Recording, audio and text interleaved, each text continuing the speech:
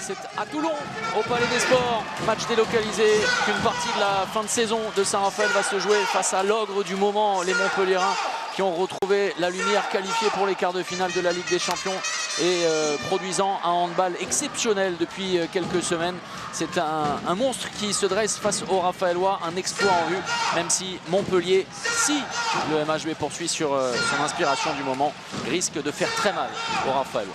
Avec une défense 1-5, Gilberto Duarte en joueur avancé. C'est la première surprise du chef, Gaïdoutchenko. Superbe, la feinte pour s'ouvrir. Assise dans le secteur central pour finalement aller trouver la solution sur un décalage. Hugo Desca. Ouais. Oh, et attention à cette chute, cette cascade entre Hugo Desca et Timmy Petit. L'intervention de Valentin Porte sur Sarmiento, ça va aller. Et c'est intelligent de la part de l'Espagnol. Panic avec Vilmino, Arthurlen, Diego Simone, Lacinovic qui tente de bloquer extérieur. Superbe, là le travail d'Arthurlen, on va le revoir peut-être quand on aura le temps avec Serge Bergli et les équipes d'AMP Visual. Regardez. Le déménageur. Il a complètement empêché d'intervenir Joan Maresco. C'est Valinius. Parfait. Avec énorme!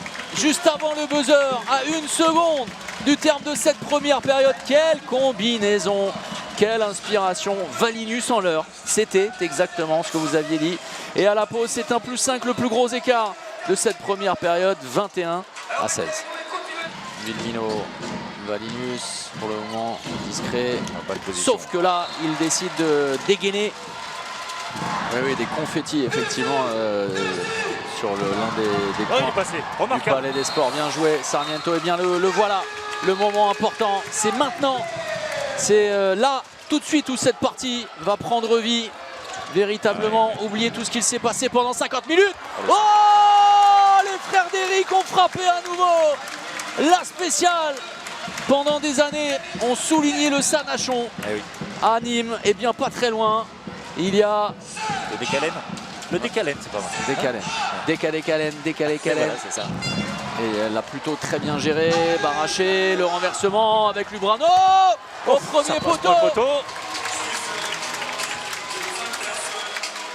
C'est dingue. Ouais, franchement, quelle partie de Saint-Raphaël avec un effectif amoindri. On l'a dit, un manque de rotation. Les dernières minutes. Avec les Montpelliérains, une entrée en deuxième pivot de Kylian Vilmino, Panic de loin, le nouvel arrêt de Mihai Popescu. On ne dépassera peut-être pas le nombre total de buts d'hier à Nîmes, entre Nîmes et Chartres. L'occasion pour Saint-Raphaël, Gaïdoutchenko, ça passe pour le poteau. Avec Gaïdoutchenko qui aura été très bon, excellent même sur l'ensemble de la rencontre. Il en aura suffi vraiment de très peu, mais je vais insister à nouveau, François-Xavier, le si loin, si proche dont on parle souvent, et ce fameux élastique dont on parlait, ça a été une réalité dans cette rencontre. Une constante. Et ce qui prouve quelque part également la maîtrise de Montpellier, bien même s'il y aura beaucoup à redire, comme le disait Arthurlen à la pause, sur la défense, parce qu'il y a eu beaucoup de buts. Un de plus qu'hier. Et la série absolument étourdissante de Montpellier se poursuit. La série d'invincibilité, elle est merveilleuse, toute compétition confondue. Le MHB est un grand d'Europe. Le MHB s'invite à nouveau dans cette course à l'Europe qui s'ouvre grande devant elle pour la saison prochaine.